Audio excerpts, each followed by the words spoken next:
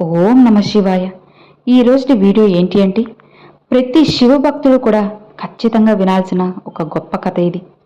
అందరికీ కన్నీళ్లు తెప్పించే ఒక శివభక్తుడి కథ ఇప్పుడు మనం ఈరోజు తెలుసుకుందాం.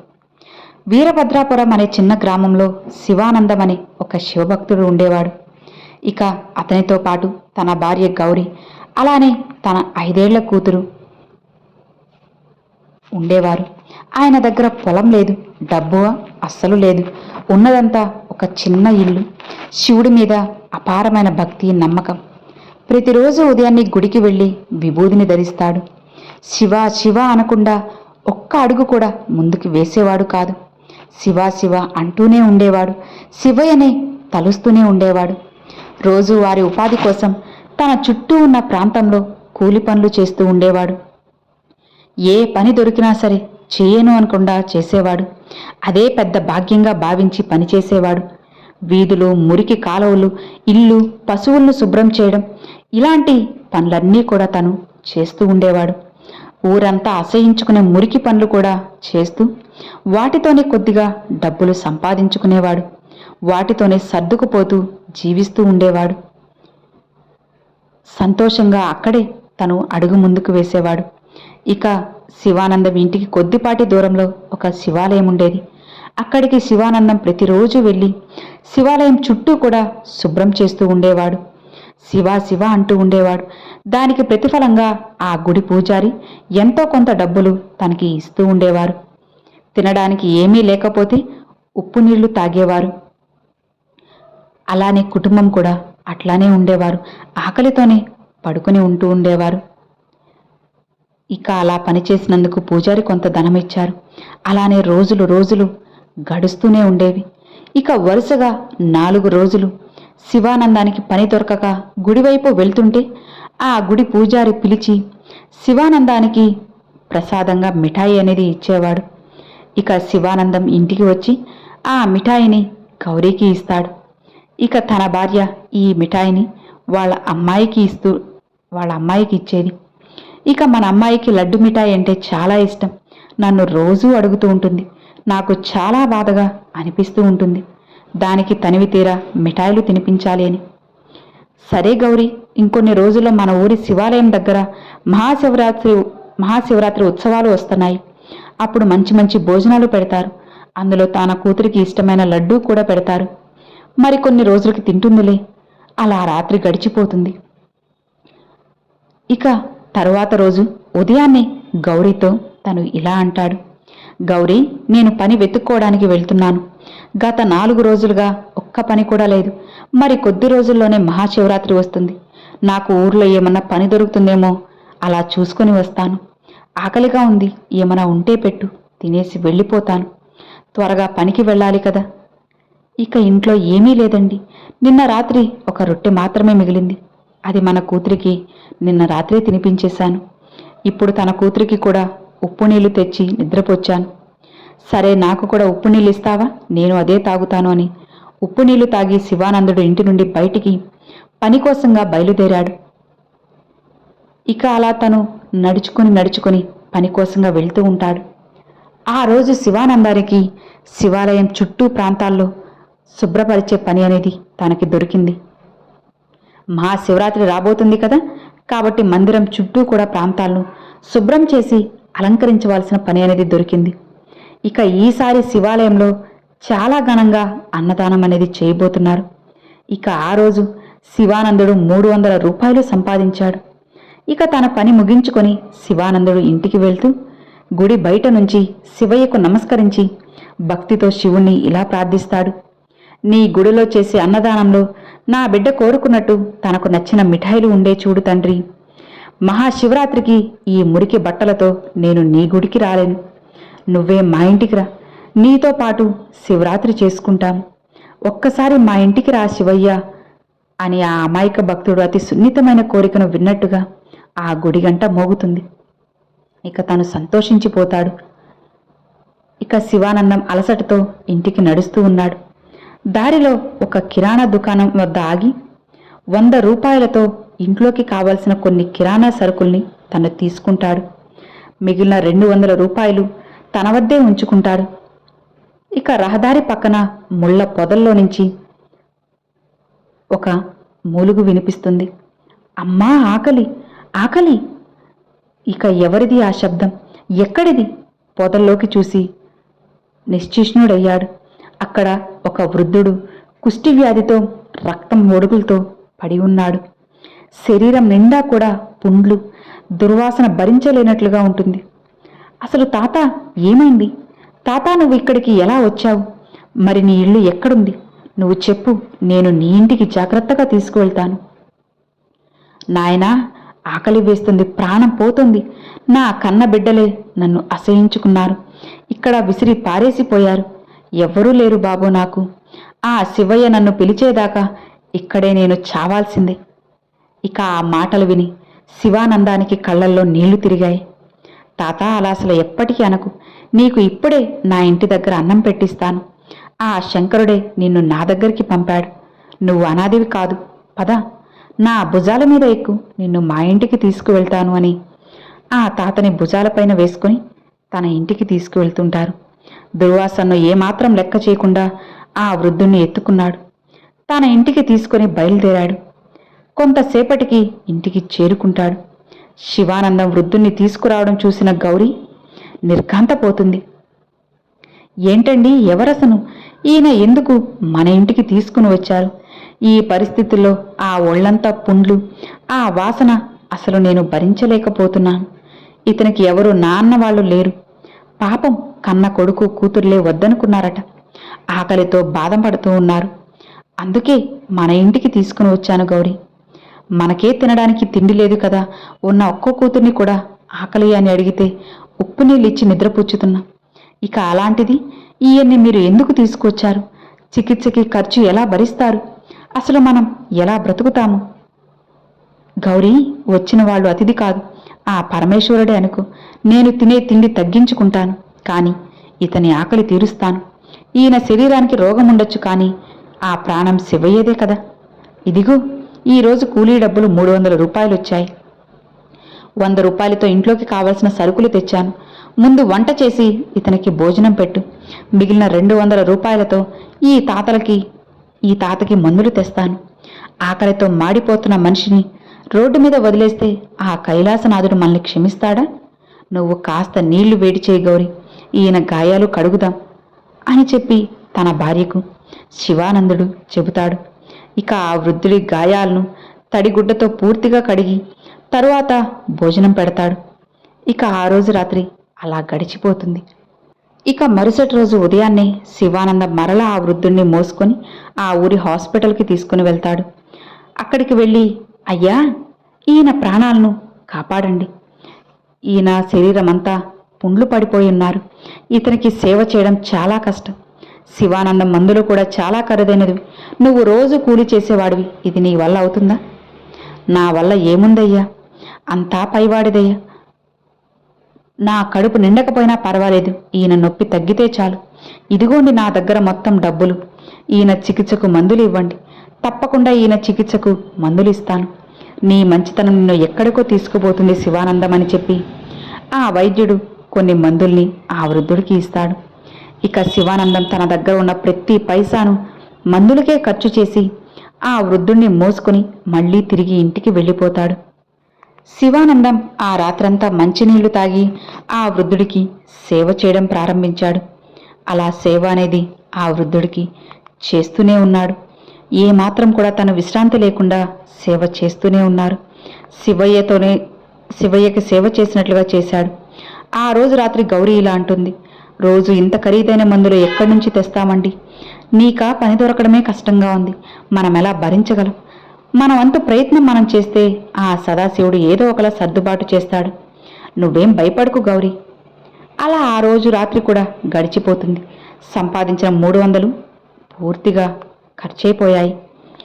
ఇక వాళ్ళకి ఇంట్లోకి కూడా డబ్బులు కడవడానికి కష్టం.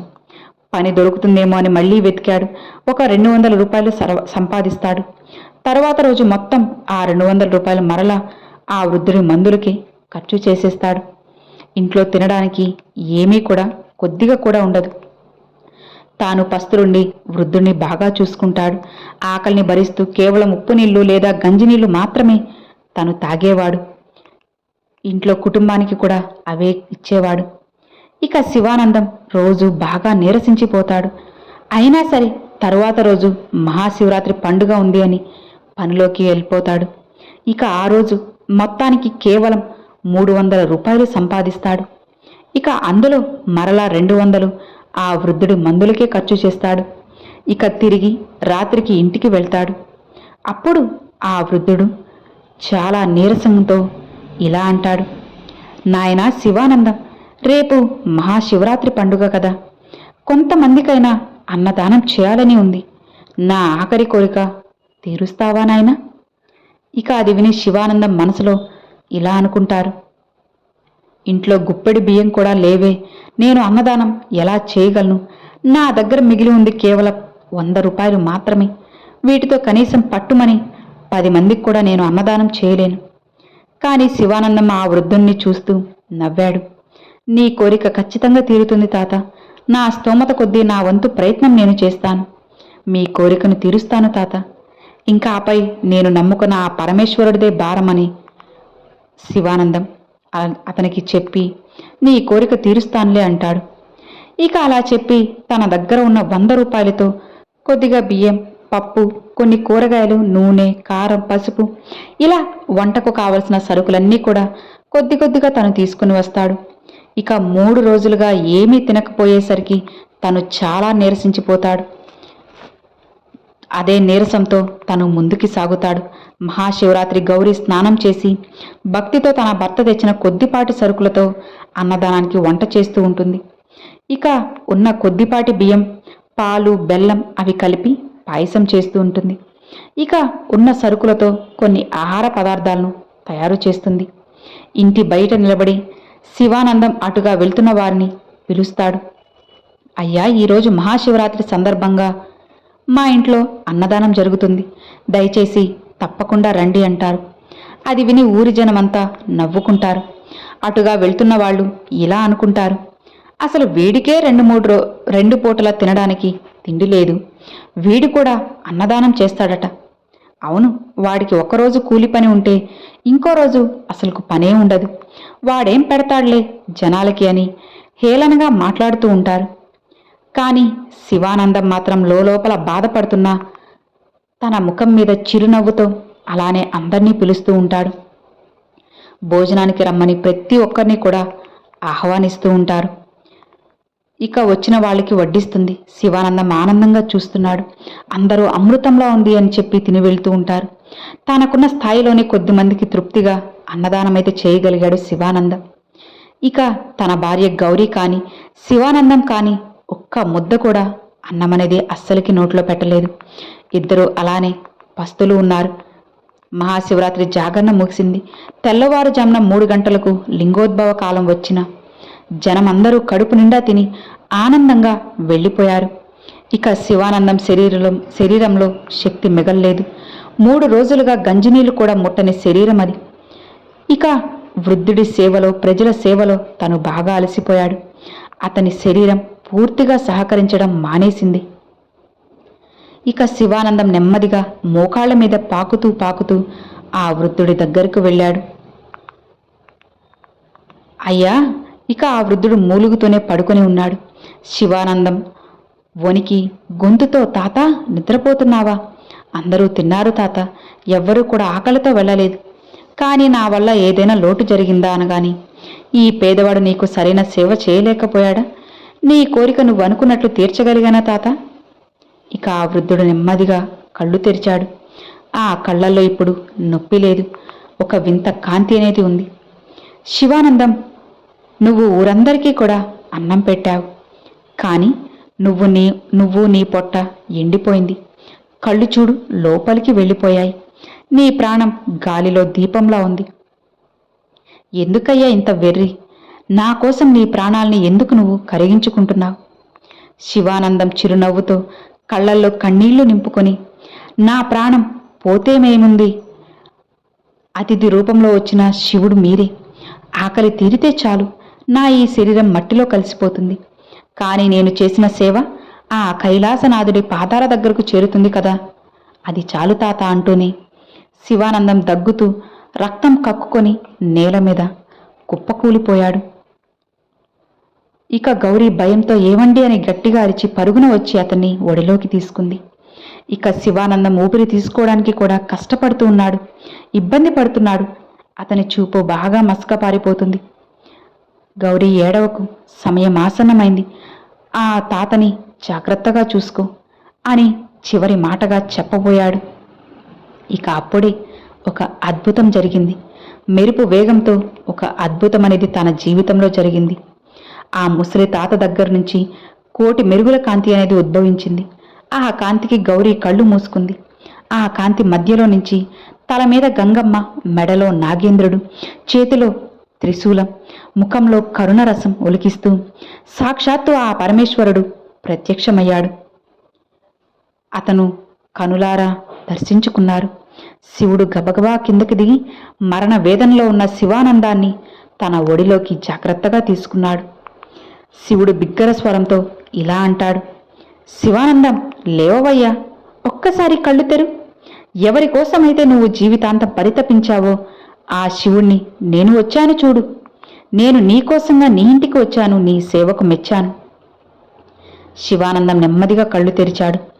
ఎదురుగా నీలకంఠుడు. అది కళ నిజమా అని తెలియని స్థితి. అతని కళ్ళ నుంచి ఆనంద బాష్పాలు వరదలా కారుతున్నాయి. తను ఆశ్చర్యంలో ఉన్నాడు. ఇక అతను శివుడి పాదాలు తాకడానికి చేతులు ఎత్తబోయాడు. కాని శక్తి లేక చేతులు మళ్లీ కింద పడిపోయాయి. స్వామి, ప్రభు, నిజంగా మీరు వచ్చారా తండ్రి? ఈ మురికి దేహాన్ని తాకుతున్నారా? నేను నీ స్పర్శకు అర్హుడినేనా ప్రభు? ఇక పరమేశ్వరుడు శివానందం తల నిమురుతూ, నువ్వు అర్హుడివి కాకపోతే ఇంకెవరు నాయనా? కనీసం నా పేరేంటో నా ఊరేంటో కూడా నువ్వు తెలుసుకోకుండా నా కష్టాన్ని చూసి తరించిపోయావు. ఆకలితో ఉన్నప్పుడు నన్ను చూశావు. నీ బిడ్డ ఆకలిని పక్కన పెట్టి నా ఆకలి తీర్చావు. నీ త్యాగానికి స్వర్గం కూడా చిన్నదే అవుతుంది. అడుగు, ఏం కావాలో అడుగు. నీ పేదరికాన్ని తీసేసి కుబేరుడి కంటే మహాకుబేరుణ్ణి చేయనా? నీకు మళ్ళీ దీర్ఘాయుషు పోయినా? ఏం కావాలో అడుగు శివానందం. ఇక శివానందం తల అడ్డంగా ఊపాడు. అతని కంఠం అనేది కూరుకుపోతుంది. అయినా సరే శక్తి కూడా తీసుకొని మాట్లాడాడు. వద్దు స్వామి, వద్దు. ఆయుష్ పోస్తే మళ్ళీ నిన్ను విడిచి ఈ లోకంలో ఉండాలి. సంపద ఇస్తే నిన్ను మర్చిపోయే ప్రమాదం నాకు ఉంటుంది. నాకు ఏ భోగాలు వద్దు. నేను అలసిపోయాను తండ్రి, నన్ను నీలో కలిపేసుకోండి. నీ పాదాల దగ్గర కాస్త చోటు ఇవ్వు, నాకు అది చాలు. ఇక ఆ మాటలకు శివుడి కళ్ళు చెమ్మగిల్లాయి. భక్తుడి ప్రేమకు ఆ భగవంతుడే బందీ అయ్యారు. తదాస్తు శివానందం, నీ జన్మ ధన్యం. ఇక నీకు చావు లేదు, పుట్టుక లేదు. రా, నాతో రా శివానందం. చివరి శ్వాస తీసుకుంటున్నాడు. ఇక అతని చూపు శివుడి ముఖం మీదే నిలిచి ఉంది. అతను శివుణ్ణి అలానే చూస్తూ ఉన్నారు. ఇక గౌరీ తన కూతురు ఆ దృశ్యాన్ని చూస్తూ మైమర్చిపోయి చేతుల్ని జోడించి నిలబడ్డారు. ఇక శివానందం పెదవులు కదిలాయి. గొంతులో నుంచి అతి కష్టం మీద తనకి మాటలు వస్తూ ఉన్నాయి. శివ, ఓం నమ శివాయ, ఓం నమ శివాయ, ఓం నమ శివాయ. శివ శివ అంటూ తను అలానే తలుస్తూ ఉన్నాడు. ప్రాణవాయువు ఆ పరమేశ్వరులో కలిసిపోయింది. శివానందం తల పక్కకు వాలిపోయింది. కానీ అతని ముఖంలో ఒక చిరునవ్వు అలానే ఉంది. శాంతి కూడా మిగిలిపోయింది. పరమేశ్వరుడు ఆ మృతదేహాన్ని నేల మీద పడుకోబెట్టలేదు. ఆత్మరూపంలో ఉన్న శివానందాన్ని హత్తుకున్నాడు. ఆకాశం నుంచి పూలవాన కురిసింది. ఇక పరమేశ్వరుడు గౌరీతో ఇలా అంటాడు, అమ్మా, నీ భర్త సామాన్యుడు కాదు. లోకానికి త్యాగం అంటే ఏంటో చూపించిన మహాభక్తుడు. ఇతని కథ యుగయుగాలు నిలిచి ఉంటుంది. ఈ ఇల్లు ఒక ఇల్లు కాదు, ఇది నా దేవాలయం అంటూ శివుడు అంతర్ధానమయ్యాడు. ఇక గౌరీ ఆశ్చర్యపోతుంది. శివ శివ అంటూ గౌరీ భర్త పాదాలపై పడి కన్నీరు మున్నీరుగా విలపించింది. అది దుఃఖం కాదు, తన భర్త పొందిన అదృష్టాన్ని చూసి వచ్చిన భక్త పారవస్యం అది. ఇక ఆ రోజు శివానందం శరీరం మాత్రమే మట్టిలో కలిసింది. అతని ఆత్మ కైలాసంలో శాశ్వతమైన శివ సాయుధ్యాన్ని పొందింది. తను చాలా సంతోషంగా ఆనందంగా శివుని పాదాల దగ్గర ఉన్నారు. ఆకలితో అలమటించే జీవికి పట్టెడన్నం పెట్టడమే పరమేశ్వరుడికి అత్యంత ప్రీతికరం. తన ప్రాణాన్ని పణంగా పెట్టి ఆకలిని జయించిన శివానందమే కదా మానవ సేవే మాధవ సేవ అని నిరూపిస్తుంది. సిరి సంపదలు కాదు, నిష్కల్మషమైన భక్తి, నిస్వార్థమైన సేవ మాత్రమే ఆ కైలాసనాథుణ్ణి కరిగిస్తాయి. ఆయుష్ను కాదని శివ సాయుధ్యాన్ని కోరుకున్న శివానందం జన్మధన్యం.